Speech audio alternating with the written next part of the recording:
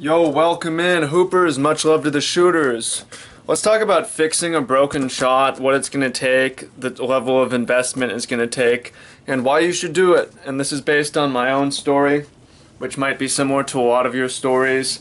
As basketball players, we generally start off with a little kid shot where we push it up and we reach a certain point where we're strong men and we switch to shooting overhead or like raising our shot pocket, whatever. And this is what happened with me, and it really broke my shot for years, even though I put in so much hard work. We talk about the hard work myth. Got to have the right knowledge, and what it took for me to switch back to something that I could shoot from NBA range in game with confidence, get my shot off, shoot off the catch, shoot off the 1-2, shoot off the hop, and so on.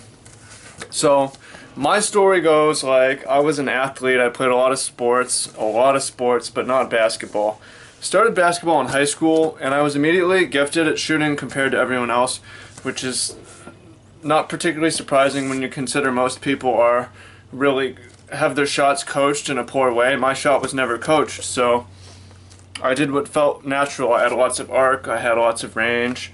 I remember the very first time, and I was a freshman in high school, the very first time I practiced free throws, I hit 16 in a row.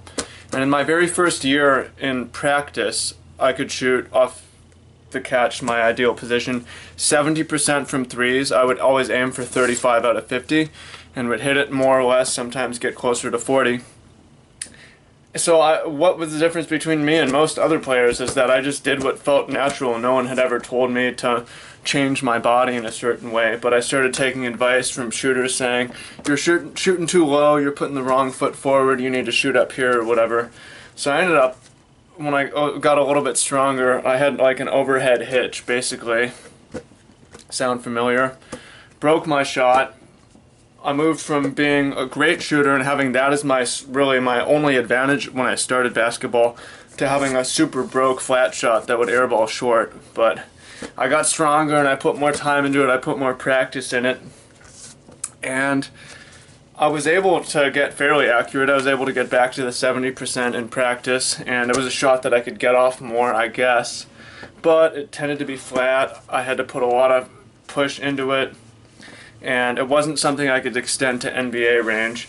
And I knew that in order to take my game to the next level, especially if I wanted to play in Europe, I was going to need to have fever range, and this wasn't going to cut it anymore. Especially because I really had to put my knees into this shot, and it started to cause me knee problems. I never really had knee problems from dunking. It was from the shooting, which is also from running into a concrete wall in Spain. That was the most I've had, but I've never really torn anything, so keep that in mind. Now, honestly, the reason that I switched back, for one, is because I knew that I had to add more range and I knew I had to add more arc, but I noticed that the girls that played in the gym, because we played a lot of pickup and there was girls, and some of them are really little and could shoot really far, and it turned out they could get their shot off pretty easily if they could shoot from far. And it's like, this girl is way smaller than me and she's shooting with better arc than me from far and with range. I'm just gonna copy what she's doing. I knew I needed to change anyway, so what is she doing? She's just pushing it, and it's accurate, right? And she can shoot from far. So what I had to do is took a summer off playing basketball, broke my shot back down, and changed it. And this took it took months before I was confident shooting threes in game again. But so I would recommend, if you're in this situation, to do it in the off season. Wait until the off season, where you don't have to play. It's a problem if you're in AAU. And focus on shooting with more arc and more range. Forget what it's supposed to look like. Shoot what feels natural. Shoot where you can throw the ball way up in the air, where it's going to be accurate. You're going to have a lot of backspin. And take some time. It'll be worth it to go back to that. So remember how you shot when you were a kid. A lot of the time the babies have it right before society tells us, no, that's wrong, this is how we need to do it. So that's how you fix a broken shot. Any other questions, hit us and I'll respond in the comments. Make sure to get our free shooting workout, free and one shooting workout down below. And much love, shooters. Take care.